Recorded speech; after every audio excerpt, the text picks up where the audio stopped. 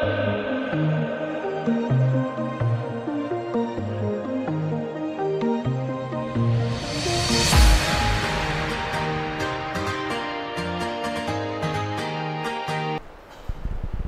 Class में हम लोग पढ़ रहे थे बाबू कि रेडिएंट फोर्स और रेडिएंट प्रेशर का कैलकुलेशन नॉर्मल इंसिडेंस के केस में क्या होगा। आज का हम लोग का जो सिलेबस होगा वो ये होगा कि रेडिएंट फोर्स और रेडिएंट प्रेशर का कैलकुलेशन ऑब्लिक इंसिडेंस के केस में क्या होगा। जब हम लोग ऑब्लिक इंसिडेंस की बात करेंगे तो ध्यान देने वाली बात सिर्फ और सिर्फ ये है कि number of photons strike per second का वैल्यू क्या होगा, उसको लिखते समय अगर आपसे गलती हो गया तो रेडिएंट फोर्स का कैलकुलेशन आपका गलत हो जाएगा। तो सबसे पहले हम उसको समझाने का प्रयास करते हैं। ध्यान से देखिए, हम एक सरफेस एज्यूम किए हैं, जितने सरफेस पे फोटोन फॉल हो रहा है उसके एरिया को हम कंसीडर किए कितना, ए। ये फोटोन जब फॉल हो रहा है तो नॉर्मल के साथ एंगल बना रहा है कितना बाबू, theta. This angle is called angle of incidence, कभी कभी हम इसको एंगल ऑफ इंसिडेंस कह सकते हैं। तो अब जरा देखिए कि जब हम लोग पावर लिखते हैं, इंटेंसिटी इनटू एरिया, तो यहाँ पे जो एरिया है वो एरिया ऑफ बीम होता है। ये एरिया किसका है, एरिया ऑफ बीम। और एरिया ऑफ बीम ए के बराबर तो है नहीं, एरिया ऑफ बीम किसके बराबर है, ए डैश के बराबर है। इसका मतलब है कि पावर इज इक्वल टू जब इंटेंसिटी इनटू एरिया लिखेंगे तो यहाँ पे एरिया के जगह पे हमें ए डैश लेना होगा। और ए डैश का वैल्यू क्या होगा ए के रेस्पेक्ट में, तो जरा देखिए ध्यान से, ये एंगल अगर आपका थीटा है तो ये वाला एंगल क्या होगा, 90 माइनस थीटा। और ये अगर 90 माइनस थीटा है तो ये वाला एंगल क्या होगा, थीटा। और जब ये एंगल थीटा है, ये आपका ए है, तो इस राइट एंगल ट्रायंगल में हम आसानी से सॉल्व कर सकते हैं कि ए डैश का वैल्यू कितना होगा, तो A dash is equal to A cos theta. कोई दिक्कत नहीं होगा। तब हमारे पास जो number of photons strike per second का फॉर्मूला आएगा वो आएगा I A dash lambda by H C, पिछले क्लास में डिस्कस कर चुके हैं। और ए डैश का वैल्यू यहाँ पे क्या होगा, ए कॉस थीटा। तो यहाँ number of photons strike per second का जब वैल्यू लिखेंगे तो वो होगा I A cos theta lambda by H C. तो यही ध्यान रखना है, जब हम लोग number of photons strike per second N का वैल्यू पुट करेंगे तो एन का वैल्यू हम लोग I A lambda by H C के जगह पे I A cos theta lambda by H C put करेंगे। यहीं पे आपसे गलती होने का चांस होगा। बहुत सारे बच्चे क्या करते हैं कि यहाँ पे ए कंसीडर कर लेते हैं। अगर आप यहाँ ए कंसीडर करेंगे तो आपका क्वेश्चंस गलत हो जाएगा, दिक्कत नहीं होगा। चलिए अब हम लोग रेडिएंट फोर्स का कैलकुलेशन जरा देखते हैं। ठीक, ध्यान से समझिए, इसको देखिए, ये आपके पास एक सरफेस है और ये जो सरफेस है बाबू वो कैसा है, परफेक्ट एब्जॉर्बिंग सरफेस। ध्यान से सुनिए please, perfect absorbing surface, perfect absorbing surface. जरा ध्यान दीजिएगा, हम यहाँ पे फोटोन को फॉल करा रहे हैं। टी सेकेंड में कितना फोटोन फॉल हो रहा है बाबू, तो एन फोटोन फॉल हो रहा है in T second, N photons strike with the surface. Angle of incidence कितना है इसका, तो ये चूंकि नॉर्मल है तो ये आपका क्या होगा, एंगल ऑफ इंसिडेंस होगा थीटा। कोई दिक्कत नहीं। चलिए अब हम सबसे पहले इनिशियल मोमेंटम लिखते हैं। बताइए इनिशियल मोमेंटम कितना होगा, सारे बच्चे को पता है ये सब। अब n times h by lambda, direction क्या होगा, वर्टिकली या इंक्लाइंड होगा, ऑब्लिक होगा, इंक्लाइंड होगा। फाइनल मोमेंटम की बात कीजिए तो फाइनल मोमेंटम कितना होगा, चूंकि सरफेस 100% एब्जॉर्बिंग है, चूंकि सरफेस 100% एब्जॉर्बिंग है, इसलिए फाइनल मोमेंटम का वैल्यू कितना, 0।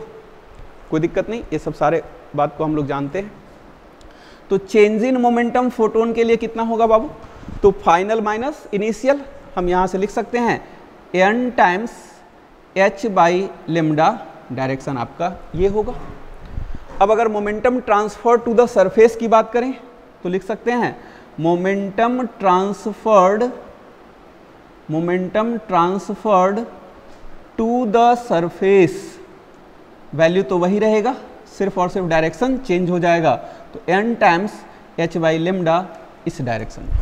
कोई दिक्कत? अब हमें मोमेंटम ट्रांसफर तो निकालना नहीं था, हम लोग को निकालना है क्या, रेडिएंट फोर्स। तो फोर्स इज इक्वल टू हम लोग क्या लिख सकते हैं, जरा देखिए यहाँ पे।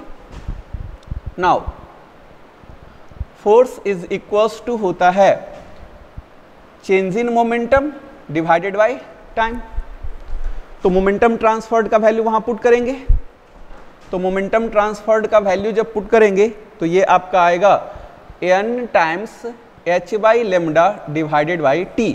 और हम आपको समझाए थे कि जिस डायरेक्शन में मोमेंटम ट्रांसफर्ड होता है उसी डायरेक्शन में आपका फोर्स एक्सर्ट होता है। इसका मतलब है कि फोर्स जो एक्सर्ट हो रहा है उसका डायरेक्शन क्या होगा, ये होगा। कोई दिक्कत? अब जरा देखिए n बाई टी, इस n बाई टी को हम लोग क्या बोलते थे, n बाई टी को हम लोग बोलते थे स्मॉल n। सारे बच्चे को ये सब पता है अब, स्मॉल n। और स्मॉल n का वैल्यू यहाँ से हम पुट करते हैं, तो स्मॉल n का वैल्यू जब यहाँ पुट करेंगे तो जरा देखिए n times h by lambda इस डायरेक्शन में, और जब n का वैल्यू पुट करेंगे तो n का वैल्यू यहाँ से पुट करके देखिए i a cos theta lambda by H C into h by lambda. जो कट रहा है उसको कैंसिल आउट कीजिए, ये h से h आपका कैंसिल आउट हो जाएगा, लेमडा से लेमडा आपका कैंसिल आउट हो जाएगा। f इज इक्वल्स टू लिखेंगे I A cos theta divided by c। और इस फोर्स का डायरेक्शन क्या होगा बाबू, तो इस फोर्स का डायरेक्शन ये होगा। कोई दिक्कत? तो फोर्स का डायरेक्शन होगा ये, इंक्लाइंड होगा, ऑब्लिक होगा, और वैल्यू होगा I A cos theta divided by c। कोई दिक्कत नहीं होगा। अब देखो गलती कहाँ होता है वो समझिए। गलती होने का जो मैक्सिमम चांस होता है वो होता है रेडिएंट प्रेशर के केस में। रेडिएंट प्रेशर के केस में आपसे गलती हो जाएगा। कैसे गलती होगा, यहां देखिए जरा ध्यान से। अब अगर हम रेडिएंट प्रेशर की बात करें तो याद कीजिए हम pressure is equal to force by area पढ़ाए थे या परपेंडिकुलर फोर्स बाई एरिया पढ़ाए थे। तो याद कीजिए हम पढ़ाए थे बाबू F perpendicular divided by area. कोई दिक्कत नहीं होगा। अब जरा सोचिए एफ परपेंडिकुलर का वैल्यू क्या होगा, तो इस डायरेक्शन में चूंकि आपका एफ है तो इसका अगर हम कंपोनेंट लेंगे, ध्यान दीजिए यहाँ इस डायरेक्शन में अगर आपका एफ है और ये आपका अगर थीटा है तो इसका जो परपेंडिकुलर कंपोनेंट होगा ये वाला, ये परपेंडिकुलर कंपोनेंट कितना लिखेंगे, एफ कॉस थीटा। क्या लिखेंगे बाबू, एफ कॉस थीटा। कोई दिक्कत नहीं होगा। चलिए तो यहां से हम लिख सकते हैं F cos theta divided by area. अब एफ कॉस थीटा है तो फोर्स के जगह पे वैल्यू ये वाला पुट कीजिए, तो I A cos theta divided by C into cos theta divided by A. तो ए से ए आपका कैंसिल आउट हो जाएगा, यहां से आपका आएगा I by C into cos square theta. This is your radiant pressure. तो रेडिएंट प्रेशर का वैल्यू कितना होगा, तो I by C into cos square theta. कोई दिक्कत नहीं होगा। चलिए अब ध्यान दीजिए केस 2, अगर आपका सरफेस परफेक्ट रिफ्लेक्टिंग हो। सरफेस कैसा हो बाबू, परफेक्ट रिफ्लेक्टिंग हो। इससे पहले हम लोग जो सीख रहे थे उसमें सरफेस आपका कैसा था, परफेक्ट एब्जॉर्बिंग था, और अब आपका सरफेस कैसा होगा, परफेक्ट रिफ्लेक्टिंग होगा। ध्यान से समझिएगा, ये और भी ज्यादा इंपॉर्टेंट है, ध्यान से सुनिए। तो सबसे पहले आप हमको लिख के बताइए कि इनिशियल मोमेंटम का वैल्यू क्या होगा। तो जरा हम आई कैप और जे कैप के फॉर्म में लिखना चाह रहे हैं बाबू, जरा ध्यान से सुनिए। ये आपका है initial momentum n h by lambda, ठीक। इसका कंपोनेंट लीजिए तो इसका एक कंपोनेंट इस तरफ चलेगा नीचे की तरफ, तो हम लोग लिख सकते हैं n h by lambda cos theta minus j cap, कोई दिक्कत नहीं ना। और इसका एक कंपोनेंट इस तरफ चलेगा, हम इसको लिखेंगे n h by lambda sine theta i cap, दिक्कत नहीं होना चाहिए।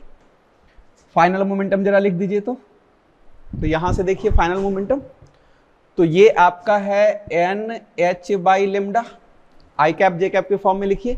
तो इसका एक कंपोनेंट ऊपर की तरफ चलेगा, कौन सा कंपोनेंट, कॉस वाला कंपोनेंट चलेगा। तो हम यहां लिख सकते हैं n h by lambda cos theta j cap plus इसका एक कंपोनेंट इस डायरेक्शन में चलेगा, लिखेंगे n h by lambda sine theta i cap. तो इनिशियल मोमेंटम लिख दिए, फाइनल मोमेंटम लिख दिए, आई कैप जे कैप के फॉर्म में या वेक्टर फॉर्म में कह सकते हो। अब जरा देखिए चेंज इन मोमेंटम क्या होगा, तो चेंज इन मोमेंटम को हम लिखेंगे final momentum minus initial momentum. Final momentum का वैल्यू यहां से लिखो तो बाबू जरा, n h by lambda cos theta j cap plus n h by lambda sine theta i cap minus initial momentum लिखिए।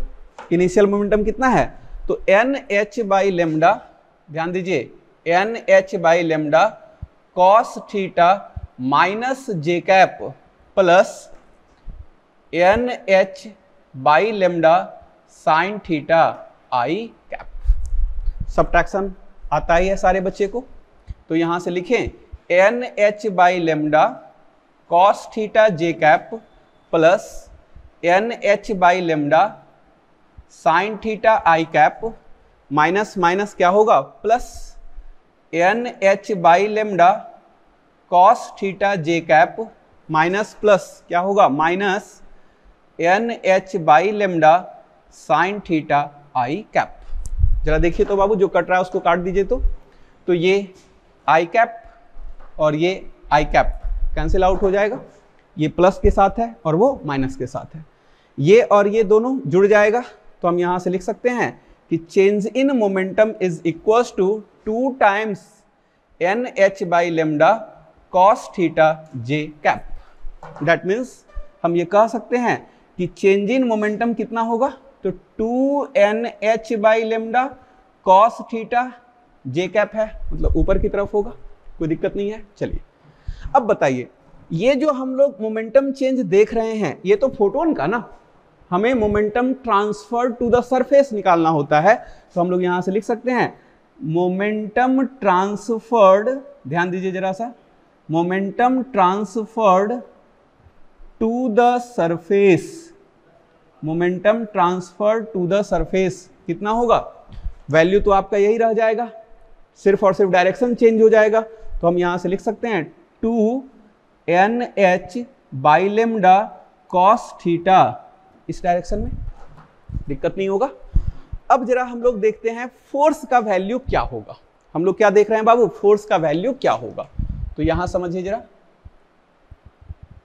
नाउ फोर्स, तो फोर्स इज इक्वल टू क्या, change in momentum divided by T या momentum transfer divided by T. यहां value put कीजिए, तो ये आपका है 2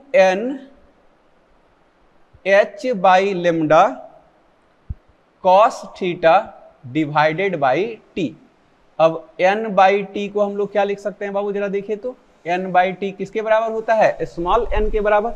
तो हम यहां से लिख सकते हैं 2 NH by lambda cos theta.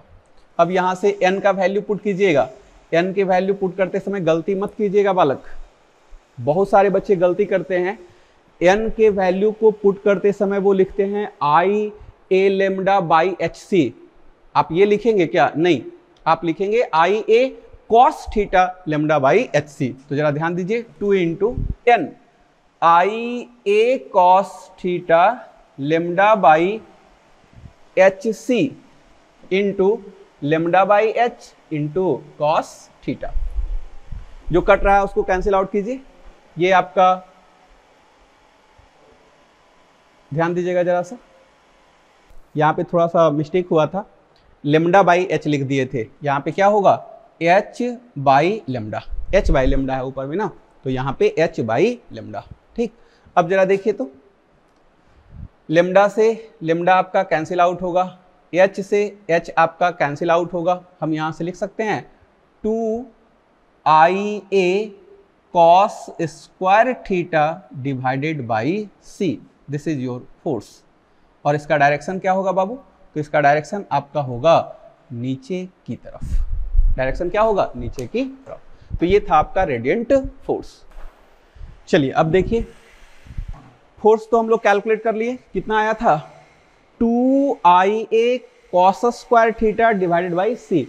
अब हम लोगों को कैलकुलेट करना है रेडिएंट प्रेशर, रेडिएंट प्रेशर। तो रेडिएंट प्रेशर क्या होता है, फोर्स बाई एरिया। तो फोर्स का वैल्यू पुट कर दिए 2ia cos square theta divided by C into A. तो ए से ए आपका कैंसिल आउट हो जाएगा, यहां से हम लिख सकते हैं 2i by c cos square theta, दिक्कत नहीं होगा। तो रेडिएंट प्रेशर परफेक्ट एब्जॉर्बिंग के केस में कितना आया था, i by c cos square theta, और परफेक्ट रिफ्लेक्टिंग के केस में कितना आया है, तो 2i by c cos square theta हो जाएगा। चलिए अब एक छोटा सा नोट पढ़ लेते हैं बाबू, नोट में क्या है वो समझिए कि रेडिएंट प्रेशर का वैल्यू किसी रियल सरफेस के केस में क्या होगा, जिस रियल सरफेस का रिफ्लेक्टिंग पावर R हो या उसका एब्जॉर्प्टिव पावर A हो, तो उस केस में हम देखते हैं कि रेडिएंट प्रेशर का वैल्यू कितना होगा। ठीक, चलिए समझिए यहाँ पे radiant pressure is equals to, ध्यान रखिएगा थोड़ा सा, I by c cos square theta 1 plus R, दिक्कत नहीं होगा। अब सिर्फ और सिर्फ रेडिएंट प्रेशर का ये वाला फॉर्मूला आप याद रखिए, ये वाला फॉर्मूला अगर आप याद रखते हैं तो यहाँ से परफेक्ट एब्जॉर्बिंग सरफेस पे भी आप पहुँच जाएंगे और परफेक्ट रिफ्लेक्टिंग सरफेस पे भी आप पहुँच जाएंगे। अगर आपका परफेक्ट एब्जॉर्बिंग सरफेस है, ध्यान दीजिए थोड़ा सा, परफेक्ट एब्जॉर्बिंग सरफेस, तो परफेक्ट एब्जॉर्बिंग सरफेस के केस में R का वैल्यू कितना हो जाएगा 0, और जैसे ही R का वैल्यू 0 होगा तो रेडिएंट प्रेशर का वैल्यू, ध्यान से सुनिए तो, रेडिएंट प्रेशर का वैल्यू कितना होगा, तो I by c cos square theta 1 plus 0 1, तो I by c cos square theta, और यही हम डिराइव किए थे, इसी को याद रखना था आपको। तो ये था रेडिएंट प्रेशर। अगर आपका परफेक्ट रिफ्लेक्टिंग सरफेस है, ये आपका परफेक्ट रिफ्लेक्टिंग सरफेस, तो जरा सोच के बताइए कि परफेक्ट रिफ्लेक्टिंग सरफेस के केस में R का वैल्यू किसके बराबर, R का वैल्यू किसके बराबर 1 के बराबर। तो यहां से देखिए radiant pressure is equals to कितना होगा, I by c cos square theta 1 plus 1, और 1 प्लस 1 कितना 2, तो हम यहाँ से लिख सकते हैं 2i by c cos square theta. तो ये भी हम आपको डिराइव किए हुए हैं और ये भी हम आपको डिराइव किए हुए हैं। इसका बहुत कम ज़रूरत पड़ता है, आपको ये ध्यान रखना है, ये ध्यान रखना है, ये भी नहीं, आपको सबसे ज़्यादा जो क्वेश्चंस पूछा जाता है वो है रेडिएंट फोर्स को। चलिए अब थोड़ा सा बाबू हम पूरे टॉपिक्स को एक बार कंक्लूड कर दे रहे हैं, ठीक ना, ध्यान से समझिए। हेडिंग क्या लिखे हैं, कैलकुलेशन ऑफ रेडिएंट फोर्स, क्योंकि रेडिएंट फोर्स अगर निकल जाएगा तो रेडिएंट प्रेशर हम लोग आसानी से निकाल लेंगे, force perpendicular divided by area. अब जरा ध्यान से समझिएगा, इसको हम दो टर्म्स में एक्सप्लेन कर रहे हैं, पहला इन टर्म्स ऑफ इंटेंसिटी या इन टर्म्स ऑफ पावर, और दूसरा in terms of number of photons fall पर सेकेंड। बहुत बार देखा गया है बालक कि एग्जाम में क्वेश्चंस यहाँ से भी आया है, और जब क्वेश्चन यहाँ से आता है तो बच्चे से क्वेश्चंस गलत हो जाता है या फिर बच्चे इस क्वेश्चन को सॉल्व नहीं कर पाते हैं। तो पहले हम इसको डिस्कस करते हैं, उसके बाद हम उस पर आ जाएंगे। तो ये तो सारे बच्चे को सारा फॉर्मूला याद होना ही चाहिए। सबसे पहले हम लोग देखेंगे कि फोटोन जो फॉल हो रहा है वो नॉर्मली इंसिडेंस हो रहा है या ऑब्लिकली इंसिडेंस हो रहा है। सबसे पहले तो हम लोग ये देख लेंगे, क्वेश्चन में पता चल जाएगा। अब अगर नॉर्मल इंसिडेंस हो रहा है तो फिर सरफेस को देखेंगे कि सरफेस कैसा है। अब सरफेस या तो परफेक्ट एब्जॉर्बिंग होगा या परफेक्ट रिफ्लेक्टिंग होगा।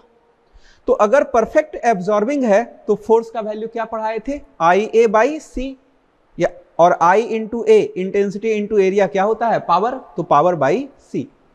डायरेक्शन क्या होगा बाबू, नीचे की तरफ, कोई दिक्कत नहीं है। अब अगर हम परफेक्ट रिफ्लेक्टिंग की बात करें तो परफेक्ट रिफ्लेक्टिंग में क्या समझाए थे, IA बाई सी के जगह पे क्या होगा 2IA बाई सी, तो यहां लिखे हैं 2IA बाई सी या 2P by C. Medical exam की अगर बात करें बालक तो ये काफी इंपॉर्टेंट सेक्शन होता है।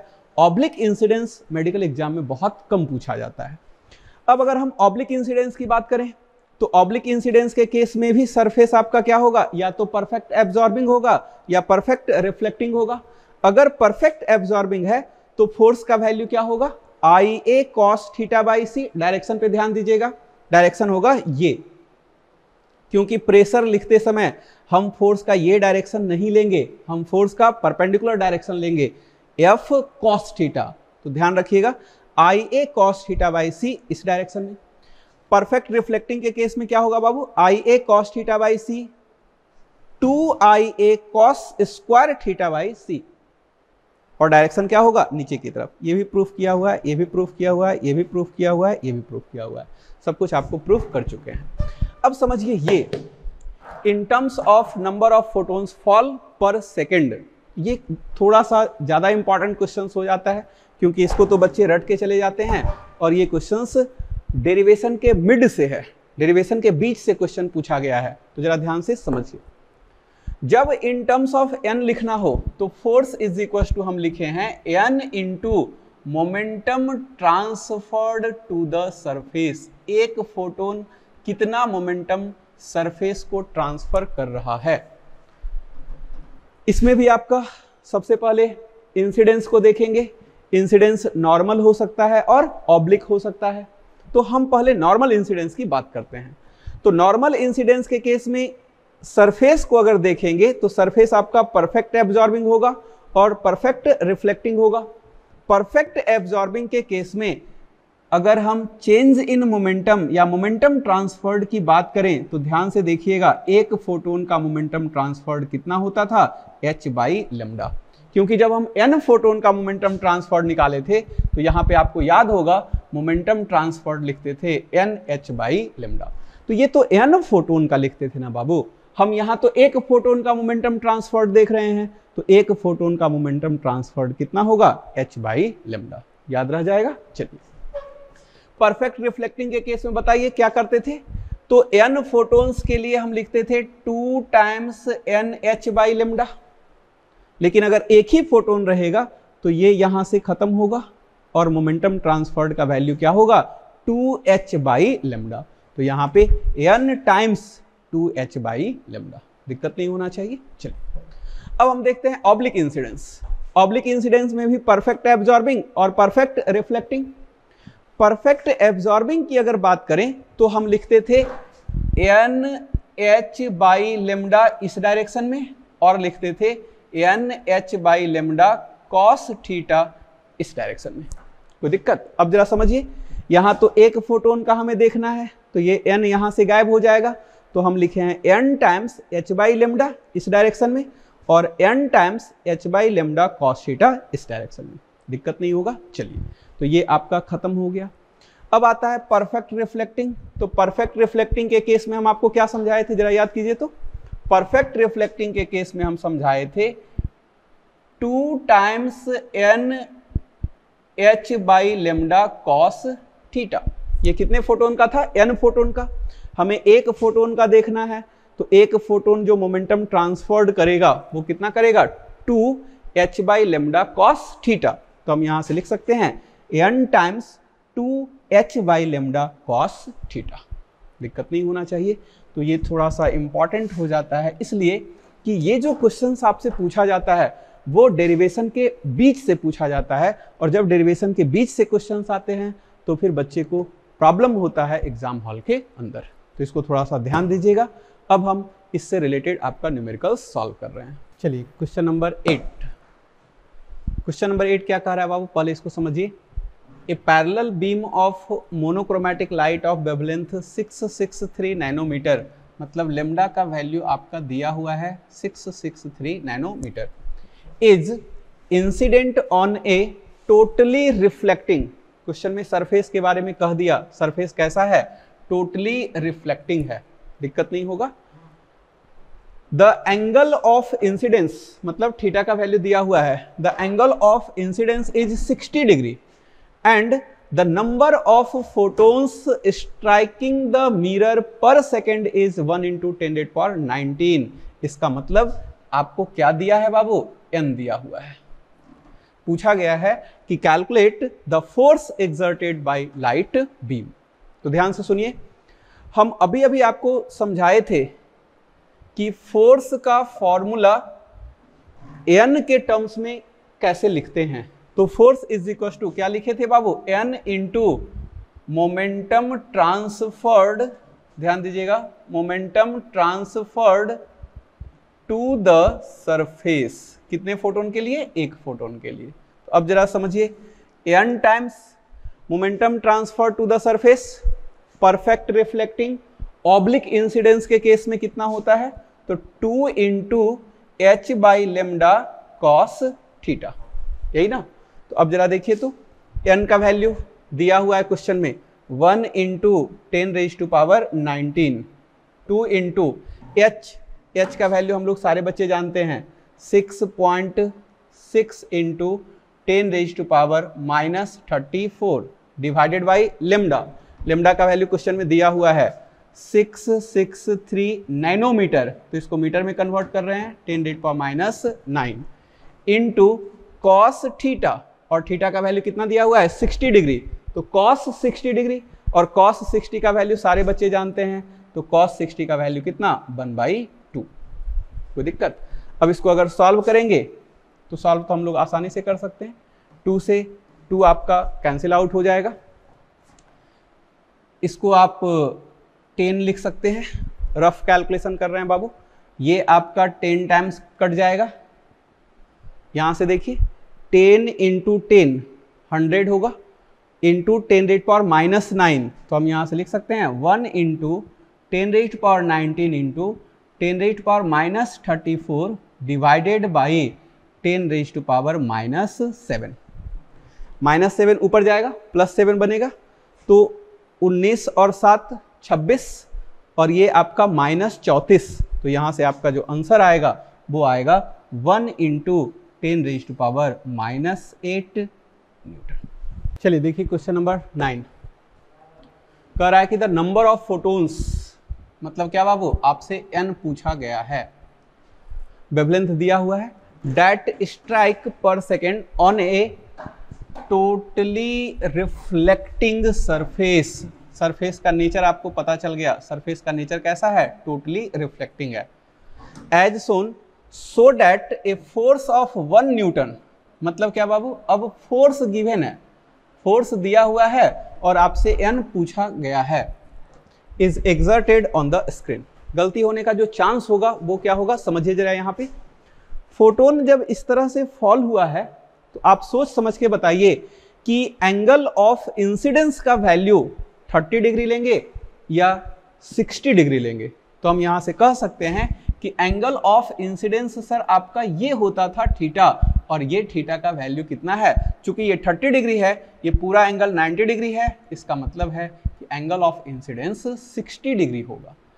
आप अगर ये 30 डिग्री क्वेश्चंस बनाते समय पुट करेंगे तो आपका क्वेश्चन गलत हो जाएगा।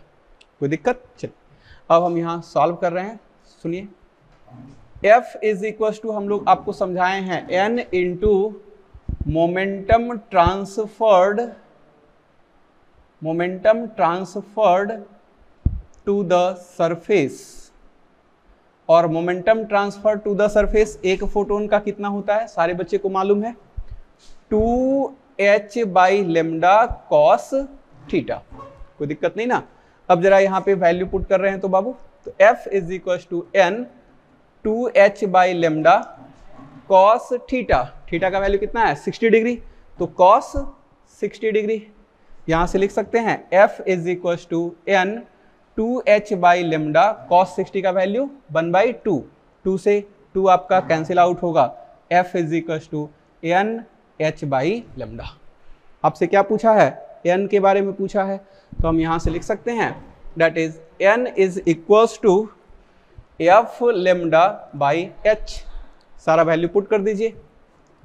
फोर्स गिवन है कितना 1 न्यूटन, लेमडा का वैल्यू क्वेश्चन में दिया हुआ है कितना 6630 एंगस्ट्रम, तो 10⁻⁻10 डिवाइडेड बाई h का वैल्यू हम लोग सब बच्चे जानते हैं 6.6 इंटू 10⁻34। इसको जरा सॉल्व कीजिए तो 6.6 है, तो ये आपका कटेगा, ऊपर क्या होगा 10। अब जरा देखिए ये आपका कैंसिल आउट हो जाएगा, तो 66 से अगर हम कैंसिल आउट करेंगे कितना टाइम्स कैंसिल आउट होगा, 100 टाइम्स कैंसिल आउट हो जाएगा। अब इसको अगर सॉल्व करेंगे तो ये 2, ये 1 3 और ये -10, तो ये होगा 10⁻⁻7 डिवाइडेड बाई 10⁻�34।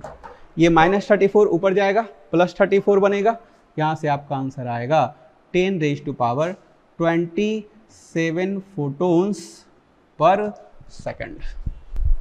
चलिए अब हम लोग चूंकि इस टॉपिक को फिनिश कर चुके हैं बाबू, फोटोन थ्योरी से रिलेटेड जो भी कॉन्सेप्ट हमें समझाना था वो कॉन्सेप्ट हम आपको समझा दिए, जो भी हमें प्रैक्टिस कराना था वो प्रैक्टिस क्वेश्चंस भी हम आपको करा दिए।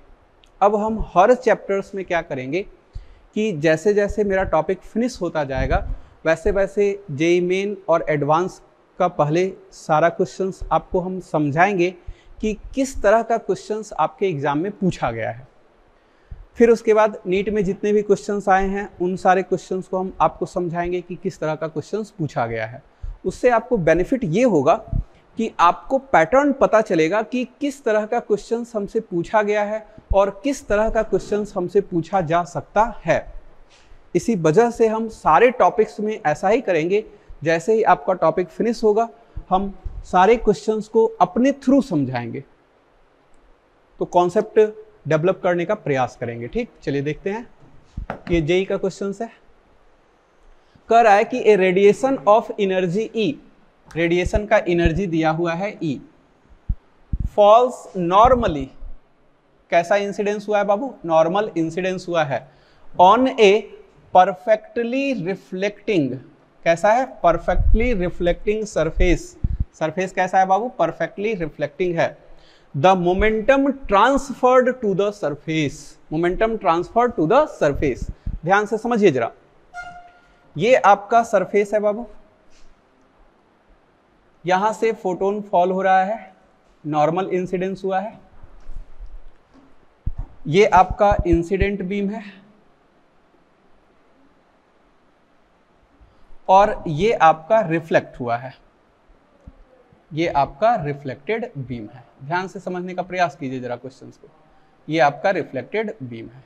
ठीक, तो आप जरा बताइए कि इनिशियल मोमेंटम कितना लिखते थे हम, n times h by lambda, लेकिन चूंकि एनर्जी दिया हुआ है तो एनर्जी के टर्म में भी हम मोमेंटम का फॉर्मूला जानते हैं, कितना बताए थे, तो मोमेंटम का फॉर्मूला बताए थे E/c, याद है ना सबको। चलिए तो यहां से बताइए ये क्या होगा E/c, नीचे की तरफ, कोई दिक्कत नहीं है। फाइनल मोमेंटम बोलो क्या होगा, तो फाइनल मोमेंटम ऊपर की तरफ है, वैल्यू कितना होगा बाबू E/c, ऊपर की तरफ, कोई दिक्कत। चेंज इन मोमेंटम बताइए, चेंज का मतलब क्या, फाइनल माइनस इनिशियल निकालते थे, तो फाइनल माइनस इनिशियल क्या होगा 2E/c, ऊपर की तरफ। आपसे क्या पूछा है, momentum transferred to the surface, तो जरा बताइए तो, that is momentum transferred to the surface. बोलिए क्या करते थे, सिर्फ और सिर्फ इसका डायरेक्शन चेंज होता था, तो आंसर जाएगा आपका 2E/c और डायरेक्शन क्या होगा नीचे की तरफ, कोई दिक्कत नहीं ना। तो ऑप्शंस में आपका गया था 2E/c, डायरेक्शन नहीं पूछा था, सिर्फ और सिर्फ मैग्नीट्यूड पूछा था, बन जाता। चलिए देखते हैं दूसरा क्वेश्चन, ये भी जेई का पूछा हुआ है 2007 का।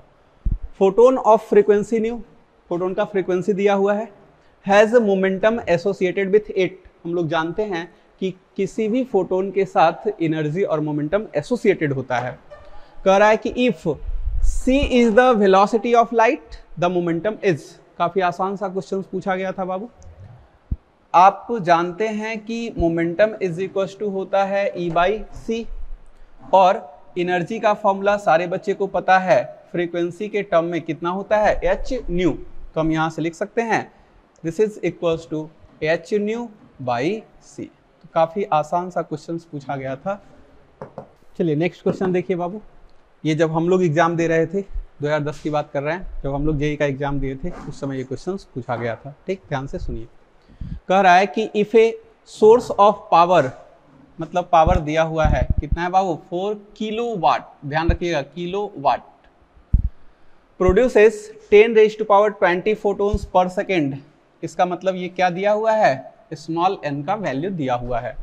The radiation belongs to a part of the spectrum called, ध्यान से सुनिए, ये रेडिएशन स्पेक्ट्रम के किस पार्ट से बिलोंग करता है, ये अगर जानना है तो हम लोगों को निकालना पड़ेगा कि वेवलेंथ क्या है। सपोज करो कि हम लोग वेवलेंथ कैलकुलेट किए और वो वेवलेंथ आया 400 नैनोमीटर से लेकर के 700 नैनोमीटर तक, तो हम आसानी से कह सकते हैं कि ये जो हमारा रेडिएशन है वो विजिबल रे का पार्ट है या स्पेक्ट्रम के विजिबल रे का पार्ट है। अगर ये मान लो वैल्यू आता है 1 एंगस्ट्रम से लेकर के 100 एंगस्ट्रम तक या 0.1 एंगस्ट्रम से लेकर के 100 एंगस्ट्रम तक, तो हम आसानी से कह सकते हैं कि ये जो रेडिएशन बिलोंग कर रहा है वो स्पेक्ट्रम के किस हिस्से से, एक्सरे से, क्योंकि एक्सरे का वेवलेंथ रेंज हम लोग को पता है 0.1 एंगस्ट्रॉम या 1 एंगस्ट्रॉम से लेकर के 100 एंगस्ट्रॉम तक होता है। तो हमें इस क्वेश्चन में बेसिकली कैलकुलेट क्या करना है, हमें इस क्वेश्चन में बेसिकली कैलकुलेट करना था लेम्डा का वैल्यू क्या होगा। और अगर लेम्डा का वैल्यू कैलकुलेट हो जाएगा तो हम आसानी से बता सकते हैं कि हमारा रेडिएशन स्पेक्ट्रम के किस पार्ट से बिलोंग कर रहा है। तो जरा सोचो तो बाबू कि हम आपको एक फॉर्मूला सिखाए थे, n is equals to p lambda by HC, याद है सारे बच्चे को। हम यहाँ इस एक और बात समझाए थे कि n is equals to 1/HC का कंबाइंड वैल्यू, सारे बच्चे को पता है, बोलिए जल्दी से, 5 × 10⁻24 पी लेम्डा। ध्यान दीजिएगा, पावर हम लोग किस में लेते थे, SI यूनिट में, लेम्डा हम लोग किस में लेते थे, SI यूनिट में। वैल्यू जरा पुट करके देखिए तो n का वैल्यू कितना है बाबू 10⁻20, 5 × 10⁻24 p का वैल्यू है 4 किलोवाट, तो 10⁻³ इंटू लेम्डा। यहां से हम लेम्डा निकाल सकते हैं, तो लेम्डा इज इक्वल टू क्या आएगा जरा देखिए, 10⁻20 डिवाइडेड बाई 5 × 10⁻24 इंटू 4 × 10⁻3। इसको हम इस तरह से लिख सकते हैं, लेम्डा इज इक्वल टू 5 × 4 20, तो 1/20 इंटू 24 और 3 27, ऊपर जाएगा -27 और ये +20, इसका मतलब 10⁻⁻7। इसको जरा सॉल्व कीजिए तो 1/20 को हम लिख सकते हैं 0.05 इंटू 10⁻⁻7। इसको हम लिख सकते हैं बाबू 5 × 10⁻⁻9 मीटर। इसको हम लिख सकते हैं दिस इज 5 नैनोमीटर और 50 एंगस्ट्रम। ये कितना बाबू 50 एंगस्ट्रम। और अगर ये 50 एंगस्ट्रम है तो वेवलेंथ को देखिए अच्छे से और आप बताइए कि रेडिएशन के या स्पेक्ट्रम के किस पार्ट से बिलोंग कर रहा है। तो अभी अभी हम आपको समझा रहे थे कि 1 एंगस्ट्रम या 0.1 एंगस्ट्रम से लेकर के 100 एंगस्ट्रम तक एक्सरे का पार्ट होता है और हमारा वेवलेंथ 50 एंगस्ट्रम आया। इस वजह से हमारा जो रेडिएशन होगा वो रेडिएशन किस पार्ट से बिलोंग करेगा, एक्स-रे पार्ट से बिलोंग करेगा।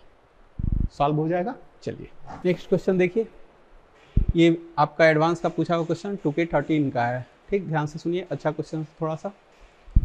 ए pulse of light of duration 100 nano second, क्या है बाबू, नैनो, तो 10⁻⁹ second, is absorbed completely by a small object initially at rest. Initially object कहां है बाबू, रेस्ट में है।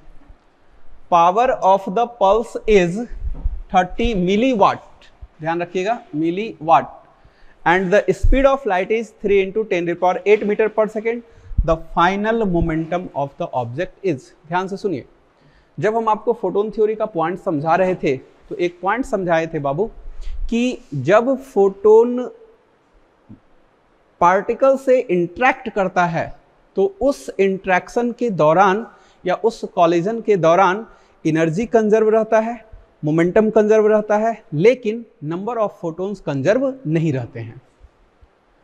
तो जरा ध्यान से समझिए कि चूंकि फोटोन जब पार्टिकल से इंटरेक्ट करेगा तो उसका मोमेंटम कंजर्व होगा, और जब मोमेंटम कंजर्व होगा तो हम सिस्टम के मोमेंटम को अगर कंजर्व कराएं तो हम आसानी से लिख सकते हैं फ्रॉम, ध्यान से सुनिएगा जरा, from conservation of momentum, from conservation of momentum,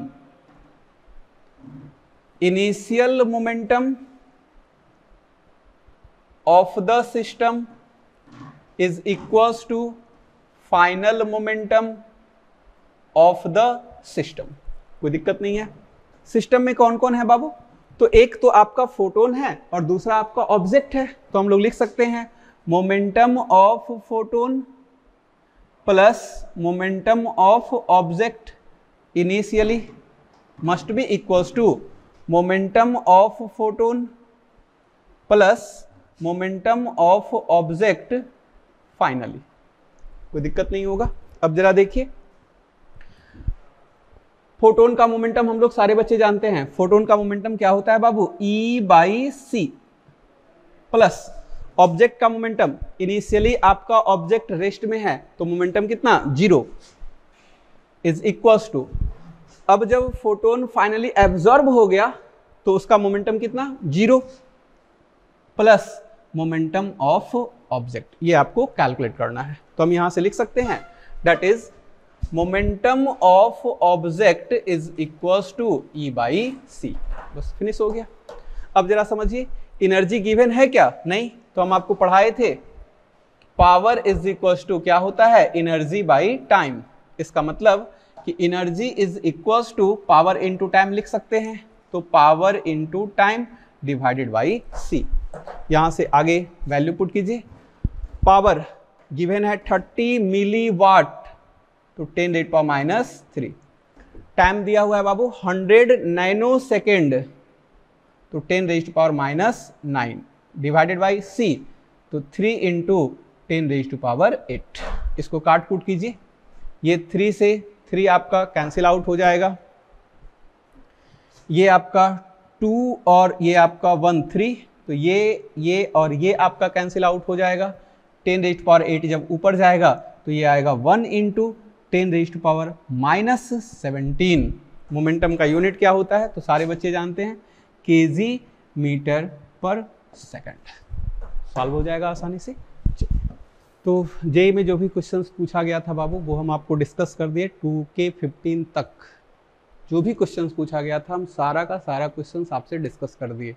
अब हम नीट में पूछे हुए सवाल को डिस्कस कर देते हैं। ध्यान से सुनिएगा, चूँकि एनटीए एग्ज़ाम कंडक्ट कर रहा है, जेई का भी और नीट का भी, इसलिए होता क्या है कि जेई के क्वेश्चंस को नीट में पूछा जा रहा है आजकल, और नीट के प्रीवियस ईयर क्वेश्चंस को या उसी के आधार पे जेई में क्वेश्चंस पूछा जा रहा है। तो ऐसा नहीं समझना है कि हम तो जेई का प्रिपरेशन कर रहे हैं तो हम नीट के क्वेश्चंस को क्यों सॉल्व करेंगे, ठीक। और नीट वाले ऐसा नहीं सोचेंगे कि हम तो नीट का प्रिपरेशन कर रहे हैं, जेई के क्वेश्चंस को क्यों सॉल्व करेंगे, ठीक। ध्यान से समझने का प्रयास कीजिए बाबू, ठीक। सुनिए, क्वेश्चंस कर रहा है कि हाउ मेनी फोटोन्स मतलब क्या बाबू, आपसे जो पूछा गया है वो क्या पूछा गया है, स्मॉल n पूछा गया है, ऑफ वेवलेंथ लैम्डा गिवन है, must strike a totally reflecting surface.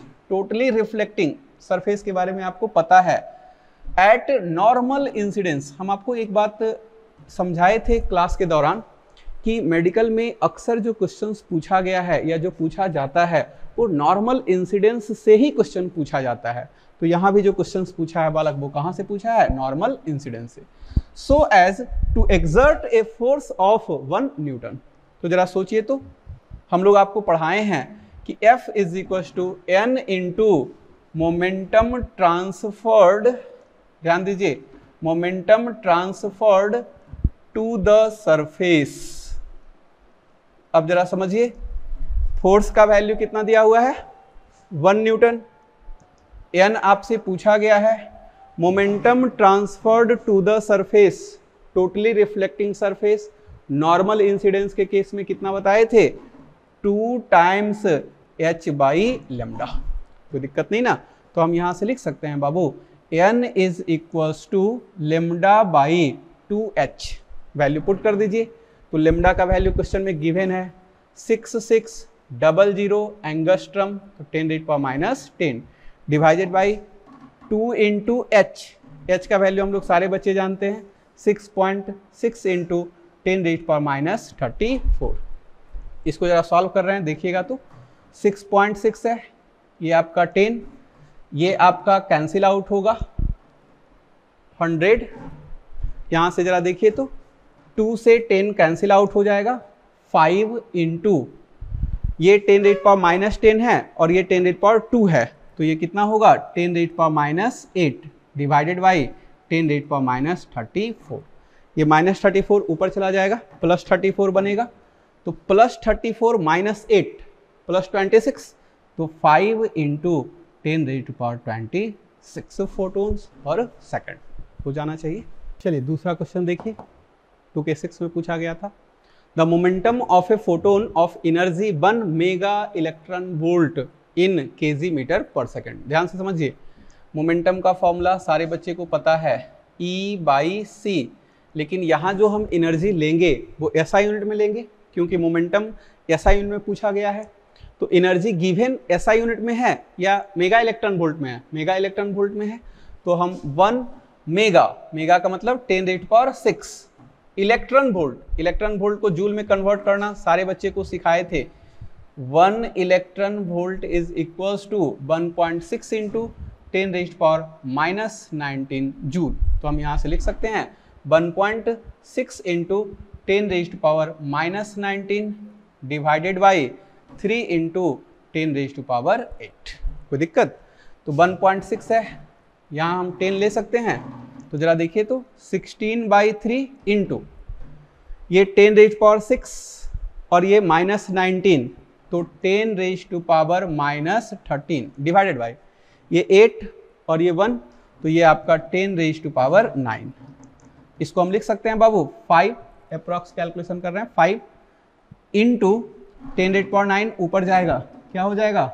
-9, तो यहाँ से लिख सकते हैं 10⁻22 kg मीटर पर सेकंड बन जाएगा। चलिए नेक्स्ट क्वेश्चन देखिए, 2K7 का है। इससे पहले जो क्वेश्चन 2K7 का था वो मेंस का था, ये 2K7 प्री का है। Monochromatic light of frequency 6 into 10⁻14 hertz frequency दिया हुआ है, is produced by a laser, the power emitted is 2 into 10⁻³ watt. Power आपका दिया हुआ है, पूछा है कि the number of photons emitted, that means n पूछा है। बच्चा कहता है बालक कि सर आप तो फॉर्मूला पढ़ाए थे, n is equals to p lambda by hc। अब तो सर फ्रीक्वेंसी के टर्म में दिया हुआ है, कैसे सॉल्व करेंगे?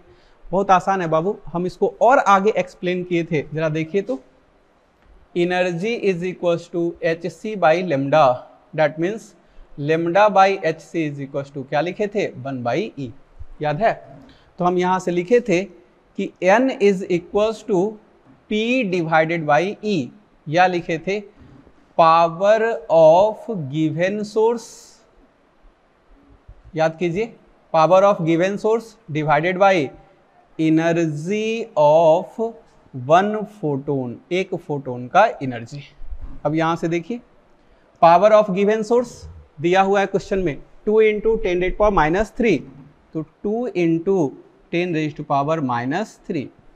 एनर्जी ऑफ वन फोटोन, एक फोटोन का एनर्जी अगर फ्रीक्वेंसी गिवन है तो कैसे कैलकुलेट करेंगे, तो energy is equal to h nu, तो हम यहाँ से लिख सकते हैं energy is equal to h new.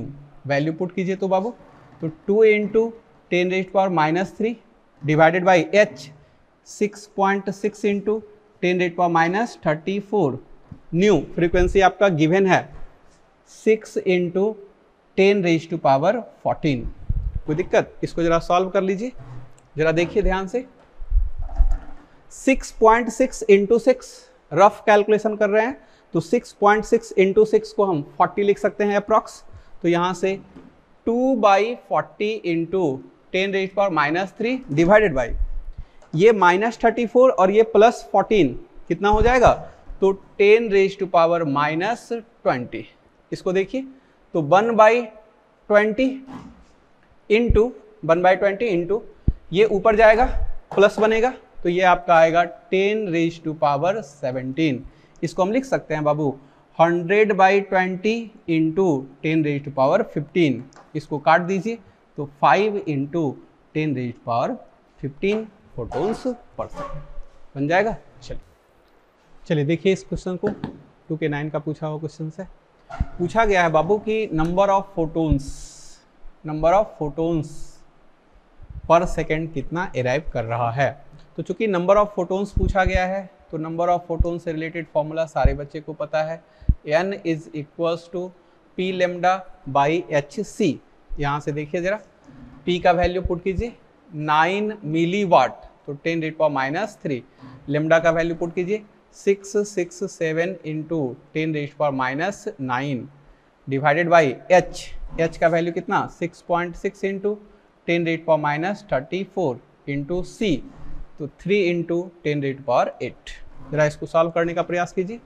6.6 है, ये आपका आएगा 10, तो यहाँ से आपका कैंसिल होगा 10 टाइम्स 10 × 10 कितना होगा 100, तो हम इसको लिख सकते हैं 3 से 3 इसको भी कैंसिल कर दीजिए, तो 3 × ये -3 और -9 -12 और 100, तो ये आपका आएगा 10 रेज पावर -10 डिवाइडेड बाई -34 और 8, ये आपका आएगा 10 रेज पावर -26। ये आपका ऊपर जाएगा, तो ये आपका 3 × 26 ऊपर जाएगा +26 -10 कितना होगा, तो 10 रेज टू पावर 16 फोटोन्स पर सेकंड। चलिए ध्यान दीजिए बाबू, क्वेश्चन नंबर 9, ये 2013 का क्वेश्चन पूछा हुआ है। A 200 watt sodium street lamp emits yellow light of wavelength 0.6 micrometer. Micro का मतलब क्या है 10 raise power -6। Assuming it to be 25% efficient, ध्यान से समझिए 25% एफिशिएंट, इस तरह का क्वेश्चन हम कराए हुए हैं क्लास में। 25% एफिशिएंट अगर कह रहा है तो पावर 200 वाट लेंगे या 200 वाट का 25% ही लेंगे, तो 200 वाट का 25% ही लेंगे। आगे कह रहा है the number of photons emitted पर सेकेंड, तो बोलो n इज इक्वल टू, हम लोग क्या जानते हैं, n is equal to p lambda by H c. कोई दिक्कत नहीं, इसको हम लोग लिख सकते हैं बाबू 5 × 10 raise power 24 into p lambda, तो 5 × 10 रेज पावर 24, पावर आपका दिया हुआ है 200 वाट या 25% ऑफ 200 इंटू लेमडा 0.6 माइक्रोमीटर, तो 10 रेज पावर -6।